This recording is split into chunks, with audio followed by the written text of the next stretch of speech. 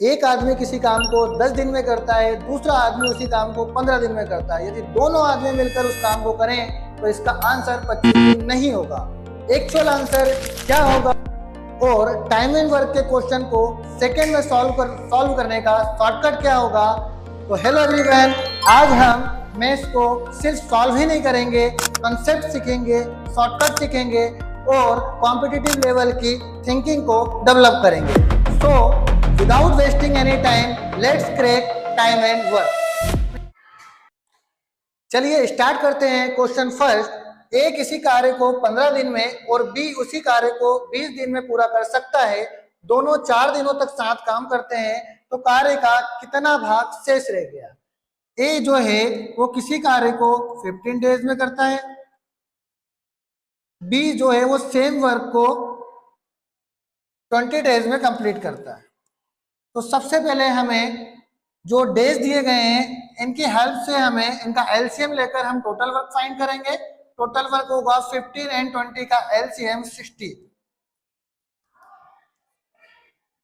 ये 15 डेज में 60 work complete करता है, तो इफिशियंसी फाइंड करने के लिए हम टोटल वर्क को डेज से डिवाइड करेंगे। 15 को 60 से डिवाइड करने पर यूनिट बनता है 4। ए पर डे 4 यूनिट वर्क को कंप्लीट करता है। बी सेम तरीके से 20 से डिवाइड करने पर 3 यूनिट। अगर कभी ए और बी टूगेदर वर्क कंप्लीट करते हैं, इट मींस दोनों की इफिशियंसी उस काम को कंप्लीट कर रही है। ए की इफिशियंसी हमारे पास 4 है, बी की इफिशियंसी हमारे पास 3 है, तो 1 डे में ए और बी जो है वो मिलकर 7 यूनिट वर्क को कंप्लीट करेंगे। नाउ दोनों 4 दिन तक साथ काम करते हैं, इट मींस 1 डे में 7 यूनिट वर्क, तो 4 डेज में टोटल वर्क कितना कंप्लीट होगा? 28 यूनिट। हमारे पास टोटल वर्क जो था वो 60 यूनिट था और उसमें से 28 यूनिट वर्क हमारा कंप्लीट हो चुका है, तो रिमेनिंग वर्क हमारे पास 32 यूनिट बचा है। बट टोटल वर्क का ये कितना पार्ट है? तो अपॉन में हम टोटल वर्क को रखेंगे और 4 के टेबल से डिवाइड करेंगे। 4 8 32 एंड 4 से डिवाइड करेंगे 15 टाइम। मीन्स जो भी हमारे पास टोटल वर्क था उसका 8/15 वर्क अभी हमारे पास रिमेनिंग रह गया। सेकंड क्वेश्चन, ए बी से दोगुना कार्य कुशल है। बी किसी कार्य को 18 दिन में पूरा करता है। ए अकेले उस कार्य को कितने दिन में पूरा करेगा? A is twice efficient as B. जब भी हमारे पास इफिशियंसी बेस्ड क्वेश्चंस आते हैं, तो इफिशियंसी बेस्ड क्वेश्चन से हम कैसे टोटल वर्क निकालते हैं, इसके लिए एक शॉर्टकट फॉर्मूला है, total work is equal to efficiency into time. Efficiency को अगर हम टाइम से मल्टीप्लाई कर देते हैं तो जो भी प्रोडक्ट हमारे पास आता है वो टोटल वर्क बन जाता है। तो सबसे पहले हमारे पास ए एंड बी की इफिशियंसी चाहिए। तो अगर हम इफिशियंसी का रेशियो गेन करते हैं ए और बी से, तो according to question A is twice as efficient as B. It means B से कंपैरिजन ए का होगा। अगर हम बी को 100 मान लेते हैं, एज्यूम कर लेते हैं कि बी की इफिशियंसी 100 है, देन ए की इफिशियंसी ट्वाइस होगी। 100 का ट्वाइस क्या होगा? 200। यहां से हम इफिशियंसी का रेशियो निकालते हैं। 2 0 से 2 0 कैंसिल आउट होता है और इफिशियंसी का ए एंड बी का रेशियो बनेगा 2:1। अगर इफिशियंसी का रेशियो 2:1 है, तो इफिशियंसी जो होती है वो टाइम के इनवर्स होती है। तो अगर हम टाइम का रेशियो डायरेक्टली गेन करना चाहते हैं, तो हम इफिशियंसी के रेशियो को इनवर्स फॉर्म में लिख देंगे 1:2। नाउ टोटल वर्क गेन करना, हमें कौन वर्क पूरा कर रहा है? बी किसी काम को 18 दिन में करता है। इट मींस बी की इफिशियंसी हमारे पास कितनी है? 1 यूनिट। बी की इफिशियंसी 1 यूनिट है एंड बी द्वारा टेकन टाइम कितना है? 18 डेज। तो 1 × 18 टोटल वर्क हमारे पास कितना मिलेगा? 18 यूनिट। नाउ ए अकेले उस कार्य को कितने दिन में करेगा?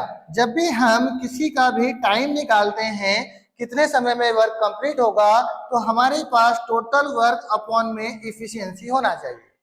टोटल वर्क हमारे पास हमने अभी निकाला, efficiency into time by product कितना आया? 18। एंड वर्क किससे कराना है? हमें ए से। तो ए का टाइम हमें पता चलेगा, तो ए की इफिशियंसी हमारे पास कितनी है? 2 यूनिट।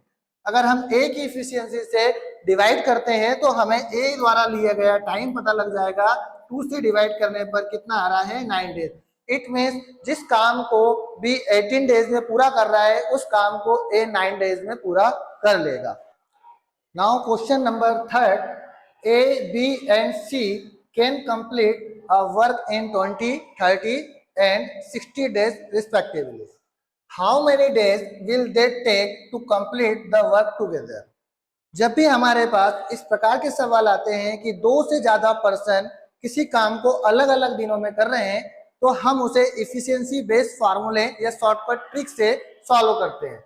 इट मीन्स ए का हमारे पास डे क्लियर है कि ए जो है वो 20 डेज में किसी काम को कंप्लीट करता है। सेम वर्क को बी जो है वो 30 डेज में कंप्लीट करता है एंड सेम वर्क को सी जो है वो 60 डेज में कंप्लीट करता है। अब हमारे पास डेज को हम ऐड करके टुगेदर वर्क कंप्लीट नहीं कर सकते, इसलिए हमें क्या करना होता है, टोटल वर्क निकालना पड़ता है। तो सबसे पहले हम टोटल वर्क निकालेंगे। It means A B C की जो डेज है इनका हमें एलसीएम फाइंड करना है। 20, 30 एंड 60 का एलसीएम होगा 60। ये जो 60 होगा ये टोटल वर्क बनेगा, 60 यूनिट टोटल वर्क है। नाउ सेकेंड वर्क हमारा है कि हमें एफिशिएंसी फाइंड करना है पर्टिकुलर ए बी सी की। 20 से अगर हम 60 को डिवाइड करते हैं तो हमारे पास आता है 3 यूनिट एंड 30 से डिवाइड करेंगे तो आएगा 2 यूनिट एंड 60 से डिवाइड करेंगे तो आएगा 1 unit. It means A 60 work को 20 डेज में कंप्लीट कर रहा है, मतलब 1 डे की उसकी कैपेसिटी या एफिशिएंसी कितना है, 3 यूनिट कंप्लीट करना है। अगर हमें ए बी एंड सी से टुगेदर वर्क करवाना है तो हमें क्या करना है कि इन तीनों की एफिशिएंसी को ऐड कर देना है। 3 + 2 + 1 = 6। अब यहाँ पर हम देखेंगे कि टोटल वर्क हमारे पास 60 यूनिट है और तीनों की टोटल इफिशियंसी जो हमारे पास है वो 6 यूनिट है। टोटल वर्क को अगर हम इफिशियंसी से डिवाइड करते हैं तो हमारे पास आते हैं डेज, और डेज आ जाएंगे हमारे पास 10 days. It means A B C जो है वो टोटल वर्क को 10 डेज में कंप्लीट कर लेंगे। इसी प्रकार हम बहुत सारे क्वेश्चंस को, इफिशियंसी बेस्ड क्वेश्चन को आसानी से कर सकते हैं।